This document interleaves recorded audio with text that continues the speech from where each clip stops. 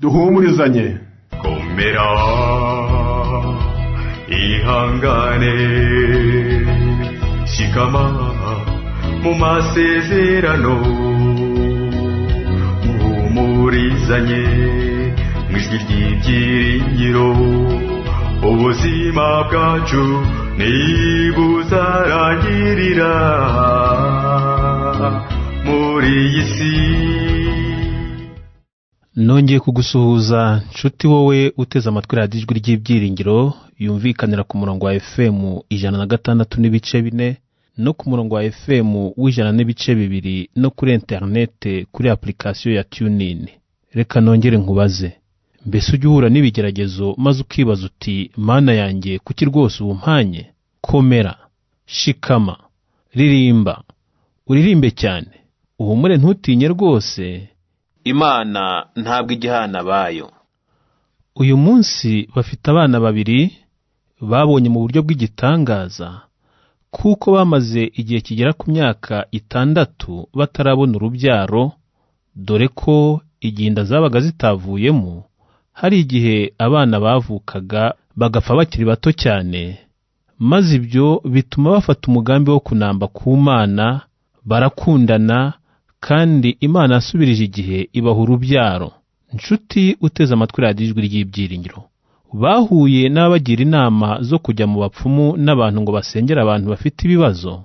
Ibyo byose barabyirengagiza, ariko kubwo gushaka umwana, igihe kimwe umugore yagiriye umugabo inama ngo azamushakire umukobwa bazabyarana, ariko ibyo nabyo umugabo arabyanga, ati ibyo ngibyo kwaba ari uguhemukira Imana, nta kintu byakumarira. Bakomeje kunamba ku Mana, Imana ibasubiriza igihe, nubwo bamwe mu muryango batabitagaho ngo bitewe nuko inama babagiraga zo kujya mu bapfumu no kujya mu banyamasengesho batazitagaho. Aba tuvuga ni umuryango wa Sibomana Jeremy na Claudine niyo nambaza wo mu karere ka Nyabihu, bakabasengera ku itorero rya Adventiste umunsi wa 7 rya Batikoti mu ntara y'ivugabutumwa ya Karisimbi. Baganire na mugenzi wacu Valence Uwimana, bamusobanurira neza yuko Imana ari isubiza abafite ikibazo. Nshuti we turi kumwe muri uyu mwanya, ndakurarikira kugira ngo ukomeze kubana natwe kuva none kugeza ubuhamya bushoje, kugira ngo wumve gukomera kw'Imana n'urukundo rw'abakundana nyakuri. Kuri mikoro uri kumwe nanjye Onesphore Yadusoneye.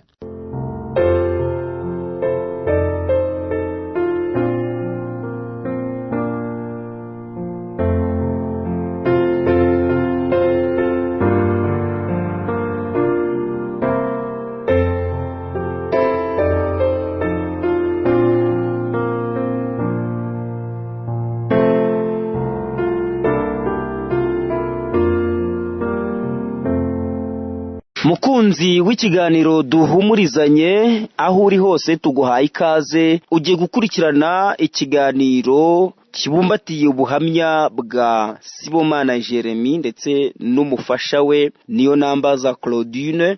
N'umuryango baratwibwira biruseho mu gutangira ikiganiro. Ngiyewe kuri mikoro ndi Valence Uwimana. Reka duhikaze Sibomana Jeremy muri Sanga Jeremy. Murakoze cyane kandi abaduteze amatwi turabasuhuje mu izina rya Yesu. Nitwa Sibomana Jeremy, ndi umwizera wo mu itorero ry'Abadventiste ku itorero rya Batikoti intara ya Karisimbi. Kuko mwabyumvise mfite umudamu umwe, udufitanye abana babiri, ariko abo bana twabonye mu buryo bugoranye, ari nayo mpamvu twifuje kugira ngo dutahe ikiganiro c'ubuhamya bwacu. Reka n'umufasha wawe Claudine nawe asuhuza abadukurikiye.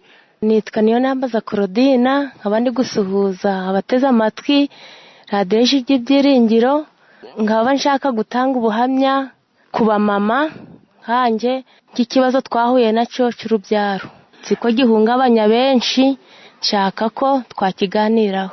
Ndagira ngo noneho by'umwihariko mbere yuko dutangirana n'isengesho, mubanze mumbwire kuki mwafashe umwanzuro wo gutanga ubuhamya mu kiganiro duhumurizanye. Impamvu twafashe umwanzuro wo gutanga ikiganiro muri duhumurizanye ni impamvu z'uko twagize ikibazo kandi ikibazo benshi bakunda guhura naco, noneho uburyo twaje kukivamo ntekereza ko byaza gufasha benshi bafite ikibazo nk'icacu cyangwa se abazakigira nabo bakagira ubutwari bw'ushikama ku Mana, narindi kariyo isubiza abantu bafite ibibazo. Madame Jeremy, namwe impamvu murayisangiye cyangwa hari ikiyongeraho? Kiyongeraho nuko twakomezanya. Icyo nshaka nuko twakomezanya mbisubiremo, kuko iki kigeragezo ni benshi bagifite. Dushaka kubereka aho twanyuze, ibyo twanyuzemo, ni benshi babinyuramo kugira ngo bagire uburyo bitwara ku Mana no gutegereza bihanganye. Reka dusabe Sibomana Jeremy ubanze uturagize Imana ituyoboreye muri iki kiganiro. Data wa twese uri mu ijuru, Mana idukunda urukundo rutagereranije, izina ryawe rihabwa icubahiro. Tugushimiye cyane ko warinze ubuzima bwacu kuva tukivuka, watugiye neza mu buryo bwinshi, wagiye uturera neza kurenza ababyeyi bacu, ibyo mwami wacu bishimirwe. Uyu mwanya rero turimo tugiye gutanga ubuhamya, kandi ndizera ko bushobora kuzagira benshi umumaro, bakarushaho kwihangana mu bibazo bagenda bahura nabyo. Narindi ko muri iki gihe cy'imperuka twugarijwe n'ikibazo cyo kubona urubyaro bigoranye, ndetse hari na bamwe barubuze. Akariyo mpamvu twifuje kugira ngo utange ubuhamya tububwiye abagenzi bacu, ari abazabwumva barahuye n'ikibazo nkatwe, ari abazabyumva bakigundagurana naco. Abo turasaba kugira ngo bakomeze gushikama ku Mana, kandi ku iherezo tuzaba n'ubugingo buhoraho. Mwuka w'Imana abane natwe kandi atugirire neza, arusheho kutwereka ibikwiye twakora kugira ngo turusheho kwitegura kuzataha ubwami bwo mu ijuru, mu izina rya Yesu, amen.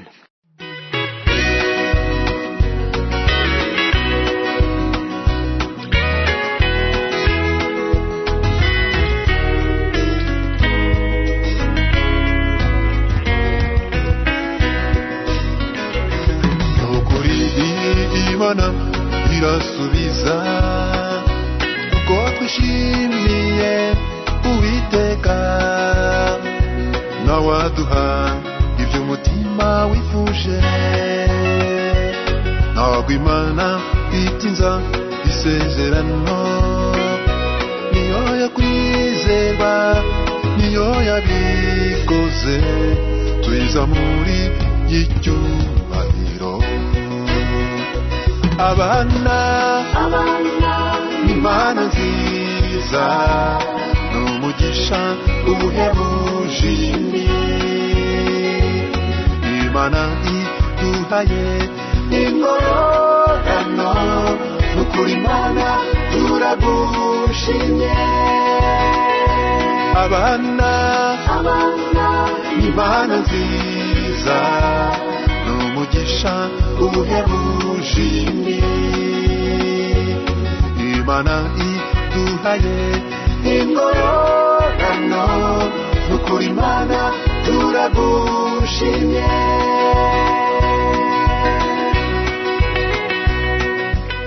Ubuhamya turabutangiye. Urugendo rw'ubu buhamya bwanyu mwifuje gutanga, Bwana Sibomana, urutangirire he? Uru rugendo ndarutangirira igihe nje n'umudamu wanje niyo nambaza Korodina namurambagizaga.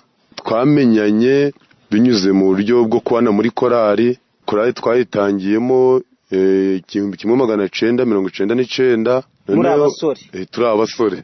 Noneho yaje aturutse ku itorero twaduturanye, itorero rya Kabatwa, aza kuza muri korali Inzira y'Ukuri, tubana muri iyo korali. Bigeze mu mwaka w'ibihumbi 2003 niho naje kugira igitekerezo cyo kuba namubwira ijambo ryiza ry'uko nifuza ko twazabana.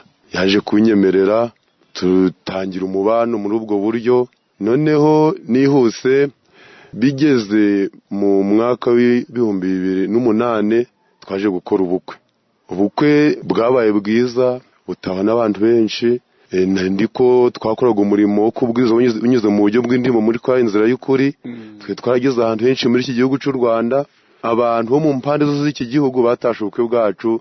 Ndatekereza ko abakurikira ikiganiro ibiganiro byo kuri radiyo ijwi ry'ibyiringiro, ndatekereza ko bazabasha kutwibuka. Noneho muri umwaka w'ibihumbi 2008 twaje gushingiranwa hari tariki 3 z'ukwa mbere 2008. Noneho nyuma yaho twaje kuhura n'ikibazo cy'uko umudamu yatinze gusama. Noneho biba ngombwa yuko twifashisha imiti. Iwacu bakunda kuyita imiti y'abatampera, ariko impamvu iti y'abatampera ni uko iyo miti ikunda gukoreshwa n'abantu b'abadivantiste, nibo batangiye gukoresha iyo miti. Noneho iyo miti yaje kumugirira umumaro, aza gusama. Aje gusama atambutse amezi 6. Noneho nyuma yo gusama inda ya mbere yavuyemo hashize ukwezi n'igice. Biza kutubabaza cyane, ariko nanone twabyinubira cyane. Noneho nyuma yaho turihangana tubishimira Imana. Inda ya kabiri nayo yaje kuvamo, nayo itarengeje amezi 3. Muri make byaje kugenda urukurikirane bigeza mu myaka 6. Bivuze ngo buri mwaka twagahonga twiteguye ko byibuze tugomba gushingura mu mwaka 2. Sa nusubira inyuma gato, wari uvuze ngo byaje kugenda ngo bigeza mu myaka 6. Imyaka 6 irashira, umudamu asaminda zivamo. Yego. Twamaze imyaka 6, nukuvuga buri mwaka twashinguragamo byibuze 2. Reka mbaze madamu wawe, iyo myaka 6 wari uyibayeho ute muri ubwo buzima? Iyo myaka 6 nari nyibayeho nabi cyane, ariko bibabaza kuko nabaga ntwite. Igihe ntabaga ntwite nari nzahaye, inda yavuyemo. Igihe noneho bavuze ko ngomba kuba hamwe, ko wenda ari imirimo y'akazi, mpagarika akazi, biba ngombwa ko njya kuba mu bitaro. Ariko kuja mu bitaro ntaco byatangaga, nanataha guco inda yavuyemo. Wabaye mu bitaro nk'igihe kingana iki ubwo? Nabaga maze gusama, bakambwira ko ngomba kuja mu bitaro kugira ngo bayibungabunge, ariko bikananga. Ubwo ukazarinda ubyaro ukiri mu bitaro? Niko bambwiraga ko byashoboka ko hari benshi bibaho, kandi narababonaga njyewe bagacura umwana ndeba barabaye mu bitaro, ariko njyewe ndibishoboke. Ndagaruka rero ku marangamutima muri ibyo bihe, muri uko kwihangana gutyo, wumvaga umeze ute? Numvaga narihebye cyane, ariko ikintu cyankomezaga ni umutware wanje. Yari umukirisitu, yabaye umukiri w'itorero akiri umusore. Yakoze umurimo akiri muto, nico namukundiye naco kirimo. Ubwo mw'ibyo bibazo arankomeza, ndetse n'itorero rirankomeza. Itorero rirankomeza cyane, rimba bugufi. Mw'ibyo bibazo niho nayoboye n'abana. Urumva nari mfite ikigeragezo cyo kubona umwana, ukayobora abana. Itorero rikabwira ati Korodina urayobora abana. Inama ndaje amati niyo nambaza Korodina niwe muyobozi w'abana. Imyaka iyo yose nayoboraga abana. Kavuga nti rero Mana, ubuko ndi kuyobora abana banyicaye uruhande, bamvugisha, banza kurisha, nanjye mu nzu yanjye uzashyira mu mwana. Nk'iryo sengesho nahoraga ndarisaba, ababyeyi bo ku rusengero bakambereza abana bisanzuye, bakarizwa ahubwo babona yuko mbarerera nge ntawe mfite. Imyaka 6 niho mwari mugeze, irihiritse kugeza no kuri urwo rwego umudamu bamutegetse kuba igihe asamye agomba kujya kwa muganga mu bitaro kugira ngo bamubungabunge, ariko biranga uburyo busa. Byakomeje kwanga iby'ubusa, ariko ntitwacika intege. Igihamya cy'uko twari dushikamye, igihe byabaga ngombwa yuko Imana yemeye ko indivamo, umunsi umudamu yabaga yinjiye, twaje imbere y'iteraniro ry'abizera tugatura ituro ryo gushima. Ahubwo kubera ko twabaga dukomeye, twaje kubona mu bizera abizera bari kurira. Rero Imana nikomeza abantu burya, kandi kuyigumaho bifasha abantu benshi. Noneho nyuma y'iyo myaka 6 twaje kugira amahirwe, mudamu aza gusama inda. Ariko yenda utarajya kuri iyo myaka 6, imiryango tubamo twashatsemo, iyo ibibazo nk'ibi bivutse kenshi hataranashira n'umwaka cyangwa n'imyaka 2, hari uburyo utangira kubona imiryango iri kunyeganyega. Hagati ubwo mu miryango habarwaga nkuruki, bimeze gute, babakiriye gute, babafashe bate? Murakoze cyane. Uko bivuze niko bigenda mu miryango, kuko mu miryango babanje kutuba iruhande, mu bibazo twahoraga nabyo bakatuba iruhande, ariko byageze nyuma na cyane ko bamwe bagiraga imyumvire y'uko bagomba kuja mu banyamasengesho, bakatuginamo ko twazaje mu banyamasengesho. Mu banyamasengesho ubwo babaga bashaka kuvuga iki? Ni bamwe bavuga ngo basengera abantu, ngo bakababwira ibibazo baba bafite n'inkomoko yabyo, ariko ibyo ntabwo twaje kubyumva. Bamwe bavuga ati muze tubasengere, tubahanurire, tubabwire ibyago bigiye kubaho cyangwa ibyababayeho, inkomoko yabyo. Nabo ngabo.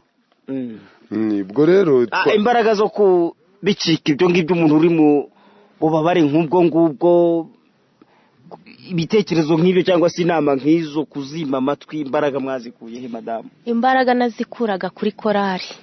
Abaririmbyi bacu ni abantu bakunze umuryango wacu, bakaduhora hafi, bakumva ko twasenga. Bafataga n'igihe cyo gufata amasengesho, ati wija mu masengesho yabo hanze, natwe dufite amasengesho, tukirirwa muri korari dusengera Korodina kugira ngo abone umwana.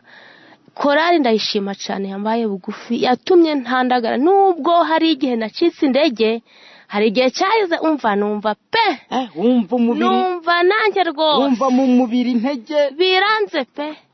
Ubwo ncikinde. Icyo gihe byari byifashe gute? Sa nuduha, kuko naho hantu uvuze uti araho byageze, numva handi Yesu yavuze nawe ngo umutima urakunze ariko umubiri ufite intege nke. Aho hantu rero hatsindagira hagume, sa nuhatinda gato. Aho hantu ni uje kuri urwo rugamba, aho hantu nigeze kugira inda ibamo imbicizere, umwana arakura mu nda, anaravuka, amara iminsi 2 mwonsa, ariko nawe aragenda. Ubwo kugeza kuri urwo agiye rero, nahise mvuga ndi nubundi ndarambiwe, reka ngane mu manyamashengesho bambwira, mu bapfumu wenda njeyo ndebe nanjye ngereyo, nzasaba Imana imbabazi nyuma. Ubwo yari nk'urubyaro rwa kangahe? Yarabaye umwana wa 7. Akigera ku bibero byawe watangiye no kumuha ibera icyo kibondo, ubona n'ubundi byose bishoboka, aravuye mu mubiri. Kuko uwo nguwo niwe wari umpa icyizero gike, mu izindi zose zari zivamo wenda ntimubone neza. Uwo niwe waramye imyaka, uwo niwe waramye igihe kinini cy'iminsi 2. Navuga nti nubundi iki cyizere nari mfite, numva ndacitse indege pe, numva nivuyemo rwose. Navuga nti rwose ngiye kuja aho abandi baja, ngende nubundi ndaco ndico. Umugabo ibyo warabimenye aho ngaho acika intege, ibyo bitekerezo bikamuza amatari, kavuga ati ariko wa mugani wajya mu bapfumu cyangwa na hariya mu banyamasengesho, wa mugani hari igihe byakora. Ibyo warabimenye, urwo rugamba rwana narwo? Narabimenye. Nabyitwaye mute cyangwa wewe wabyitwaye mute? Ubundi yavuze ko nakunda kumukomeza, kandi ukuri koko nakunda kumukomeza. Cyakora rwose n'uyu munsi ntabwo nigeze mu mutima wanje hazamo ibintu byo kwizera abantu ngo basengera abandi cyangwa kwizera abapfumu. Yanarabimbwiye yuko kumvuga ko yajaje gusenga, nkuko kandi baje gusenga mu butayu. Ndamubwira nti ariko rero ko twakunda kuganira cyane, tukabiganiraho inshuro twicaranye, gakunda kumuganiriza, nshaka kujya mu ikintu kimurimo. Narindi ko byahageze ubwo agira ikibazo cyihungabana, ndaza ku gicu ku buryo mbisobanuraho cyane. Noneho ngakunda kumuba iruhande, nkamuganiza, akunda gushaka utuntu two kumusetsa. Ibyo byanampaye n'umuco mwiza. N'ubu ngubu no muri iki gihe na nyuma ko tubona abana, dukunda kuganira, ngashaka utuntu two kumusetsa iyo bishobotse. Mbese umuco nakomeje kugira. Ubwo rero naje kumuba iruhande, mwumvisha yuko igisubizo gikuru kigomba kuva ku Mana. Cyokwa nawe yagiye asa no kugenda byumva gake gake, kuko yaravuze rero cyo gucika intege. Hari n'ubwo byageze yigeze kunganiza, angariza rwose twicaye twaganiye, twariye neza. Ambwa ati rero mfite cefoza, hari umukobwa wari mu kakabete wanje, nari muzo umukobwa, ati nifuza yuko nazamuganiriza wenda hari ubwo yaje kugira igitekerezo kinaje guhura n'icya Sara na Aburahamu. ni na Aburahamu arambwira ati rero nazumvikana n'umukobwa noneho ukamutera inda noneho njye nkanacunga ikindi hafi kuvuka nkagenda nkaba iwabo nyuma yaho ndi tukazaza umwana amaze nk'umwaka tukavuga ko ari umwana twabyaye ubwo yarabimbwiye ndamureba mbona mbese nawe nyine ari ukubura uko yagira icyo kwamubwira ko ibyo bintu bitashoboka ko atari n'ibintu byiza nubwo wenda we atekereza ko ari ibintu byaba byiza ko ejo n'ejo bundi byazabyara ikindi kibazo kandi ko wari uguhemuka ku Mana ubwo twaje kwihangana ngira ngo utararengaho areka nawe tumugaruke kuko iryo zingiro ry'urwo rugamba ndagira ngo aho hantu n'uburyo mwahavuye cyangwa se n'uburyo nawe aho hantu yahigobotoye cyangwa se Imana yamugobotoye abantu bagira icyo bahakura abantu badukurikiye. Ahantu naringeze ho kumubwira ko wenda yashakisha buryo ki yabona umwana ko abadamu ikintu cyo guharikwa bagitinya cyane ibyo bintu byakujemo gute numvaga nshaka umwana niyo namutoragura ko yaba ameze kose nkumva wenda niyo naheka gusa atari uwanje nkajya ngenda bakavuga ati arahetse icyo kintu nkumva ndagishaka nabona ababyeyi bagiye gukingiza bari kwakiza abana mu rusengero bikanshavuza kavuga ndi Imana nanjye nazaheka umwana ndavuze ndi rero weho wagenda wenda uwo mwana ukamushaka akanyitirirwa kuko nari ngeze naho gusekwa natambuka ngabona baraneguye tido uno twashakiye rimwe ngo do guco kumva binjyanye ahantu kumva njitse intege kuvuga guco rero kwarubwira ati wenda babone petse ni kwa kutaragariza ahantu hadashitse nicyo umugabo wawe yaragezeho avuga ati naje kwitegereza bw'icyo cyifuzo ngerageza kumufasha uburyo wowe wagisohotsemo nubwo umugabo yavuze nawe uruhare yabigizemo ariko se wowe uburyo wagisohotsemo urabyibuka ute? uburyo nagisohotsemo niwe wakinsohoyemo yarampumurije arambwira ati atari kore ko Rodina ngiye mbonaga tuzabona umwana ati inzu twicayemo izicaramo umwana ako kakantu kakampumuriza nyine nkumva igitekerezo cy'umubiri biracyasara na Hana abo bantu nkabumva n'abandi nabonaga muri rusange ubwo nakumva arankomeje nanjye ngakomera nkabatereka ntegereze wenda hari nzabona umwana. Reka dukomeze ubuhamya rero aho naho mwageze Satani ashaka kuhabafatirana ariko muri wa mwuka n'ubundi w'abantu basenga abantu bari mu ijambo ry'Imana Imana ibaha kumunesha ubuzima burakomeje byaje kugenda bite? Hari icyo warumbajije mu kanya kijanye n'imiryango byageze aho imiryango nubwo bambaye iruhande bigeze inyuma baterera iyo bitewe nuko bambaga inama akabona ntari kuzumva. Inama bwoko ki? Inama zo kuja mu bapfumu cyangwa kuja mu butayu naje kwibona neza kuko bagenda bandangira abaganga cyakora umuntu wese ndangiraga umuganga nkamaze uwo muganga akora ate yansobanurira uburyo avura nakumva atari uburyo bwa gipfumu nkajije gushaka uwo muganga. Noneho twigeze kuja kuririmba mu burasirazuba noneho baza aho mu burasirazuba baza kumenya ikibazo twaba dufite ni ku itorero rya Nyankora mu ntara Nyankora. Noneho hari umudamu witwa Marukundo n'umugabo witwa Munanira baje kutwegera tuvuga ati rero muramutse muje inaha iwacu baturangira ku bitaro bya Rwinkwavu ko hari abaganga bashobora kuba badufasha. Noneho twaje kujayo muri 2012 ubwo biba ngombwa ko umugabo anaramfasha ko amafaranga yamaze kunshiraho n'isamu nari mfite nayikodeshejemo imyaka 6 nta faranga nkibona aza kuntangira amafaranga ayaha umudogiteri wakoraga aho ngaho kugira ngo abone uburyo aje atwitaho.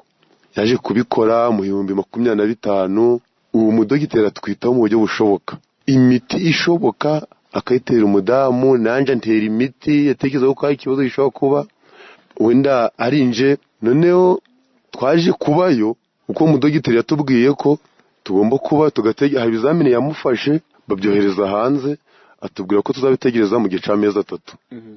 ubwo byabaye ngombwa yuko twimuka ducumbika aho ngaho Nyankora.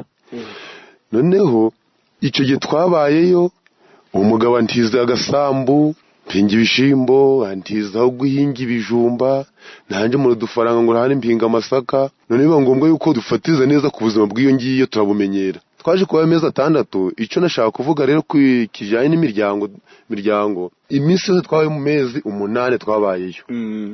Usibye abantu b'iruhande gusa nabo bakeya, nibo baduhamagara kuri telefone tubaza amakuru, ariko urebye muri rusange mu muryango n'abantu bake batuvugishaga, abandi baracecetse ameze 8 inda yarangira. Noneho kwicyo gihe twagiye yari atwite, afite inda yari igeze mu mezi 5, twabayeyo iri hafi kugira amezi, yari kurenza amezi 7 yo butoya.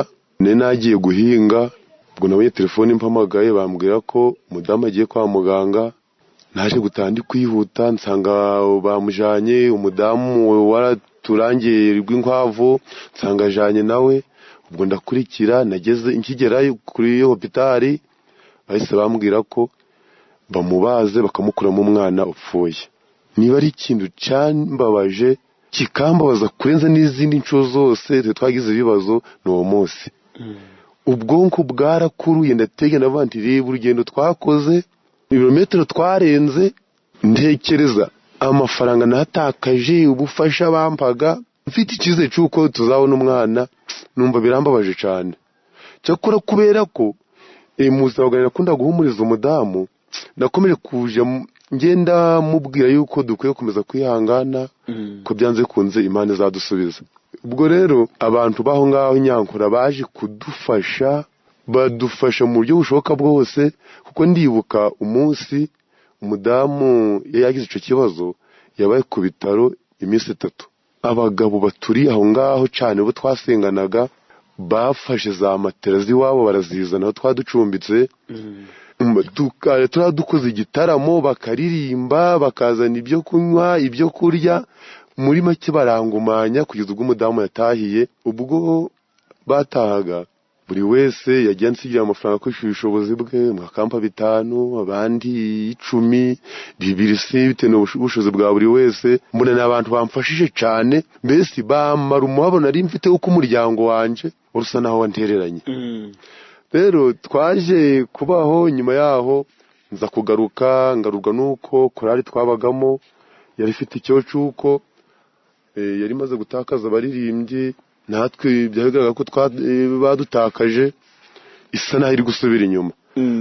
Umwe wari uyoboye yaje kumpamagara, ambwira ko korali isigayemo abantu 8, mu gihe icyo gihe dufite abaririmbyi bagera muri 21. Noneho byaje gutuma mfata igitekerezo cyo kugaruka iwacu mu byo kunganira korali. Twaragarutse, navuze ko isambu nari mfite nayo kodesha imyaka 6, nta nangiraho guhinga. Ubwo inshuti, abavandimwe bakatuzanira dupfukire, bamwe bantizaho guhinga, ngira amahirwe nongera mpinga ibirayi.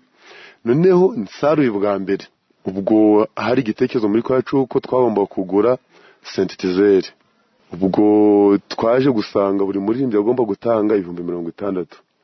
Nababwiye nti rero, nubwo nari maze iminsi ngiyo nkaba ntahinga, mu bushobozi Imana izampa amafaranga twemeje azatangwa, nje n'umudamu tuzatanga. Imana yaje kutugira neza, 120 turabitanga.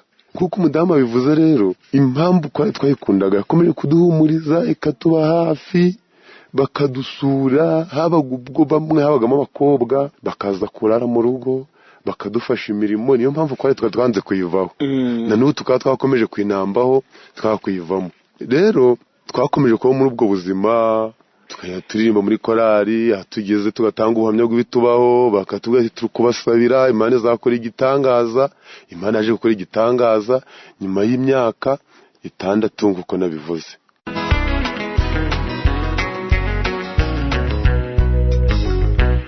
maze igihe gikwiriye kigeze, waratugendereye uradusetsa, ababyumvishe bishimana natwe,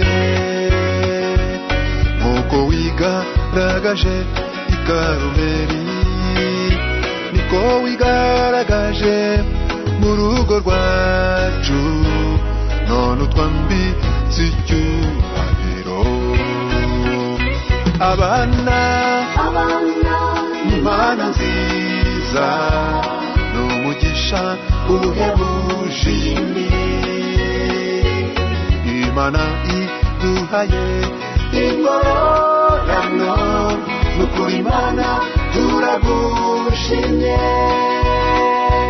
Abana n'Imana nziza, n'umugisha uhebuje